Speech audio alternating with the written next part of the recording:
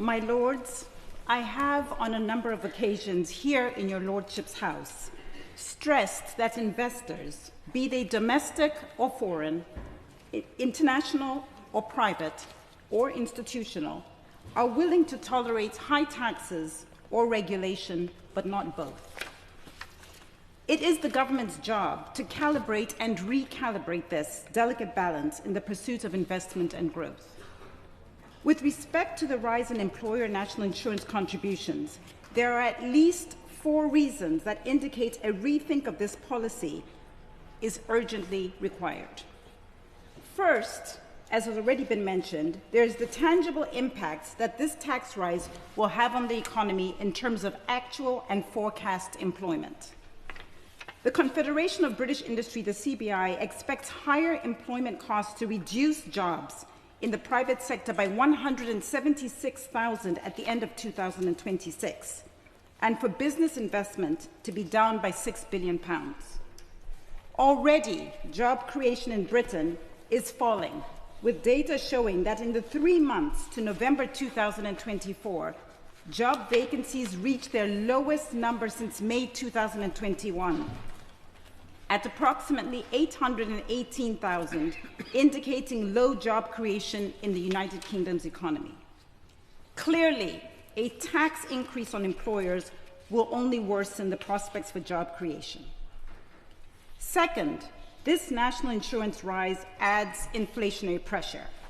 The Office of Budget Responsibility, the OBR, expects that in the near term, higher NI will add 0.2% to the consumer price index as a result of firms passing on part of the costs to consumer prices. This is of particular concern, as inflation at 2.6% last November remains above the 2% Bank of England target. And I imagine my noble lords would have seen today that Germany has already seen a higher print in its inflation, which I think is very worrying for us.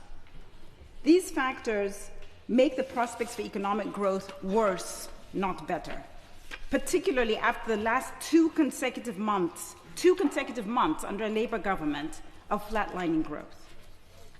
Third, over time, and all being equal, this tax-induced low economic growth will reduce the government's tax take and bring real vulnerabilities around fiscal stability and funding of public services, the very reason that we've been told for this tax rise in the first place. Fourth, and perhaps most damaging, is the message that this tax rise sends to private sector investors and to business. This tax adds to an already expanding list of reasons for investors not to see the UK as a serious destination for the levels of investment and business that could drive economic growth. Already, according to a June 2024 report by the IPPR, Britain has the lowest investment rate of any G7 country, 17% of GDP, while the rest are above 20%. Worse still, this economy has trailed other G7 countries in investment for 30 years, since the 1990s. This situation is not making that situation better.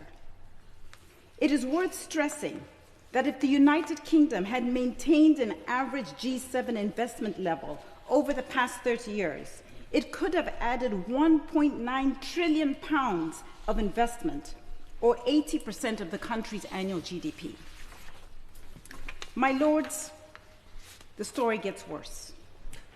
Recent reports state that the London Stock Exchange is on course for its worst year for departures since the 2008 global financial crisis. This tax doesn't help reverse that situation. According to the London Stock Exchange Group, in 2024, a net total of 70 companies delisted or transferred their primary listings from London's main market. The number of new listings is on course to be the lowest in 15 years as initial public offerings remain scarce. My lords, it is impossible to see a path to long-term sustainable economic growth without a vibrant capital market. Therefore, it is essential to make the UK more attractive to companies and employers and to broader capital markets formation. But this tax does not do that. Meanwhile, my lords, as already has been intimated, small and medium enterprises are a centerpiece of any country's economic success, and clearly of this economy too. Yet over 80% of Britain's 5.5 million SMEs will be impacted by this tax.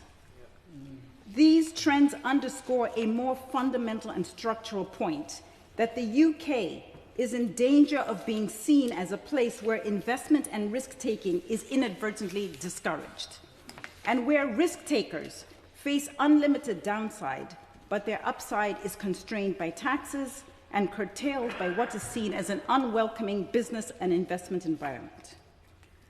Furthermore, this tax will undermine efforts by the government to boost the UK's attractiveness through its own proposed market reforms. If this bill ultimately progresses, it adds to the UK's growing reputation as a place where you can certainly lose, but not easily win.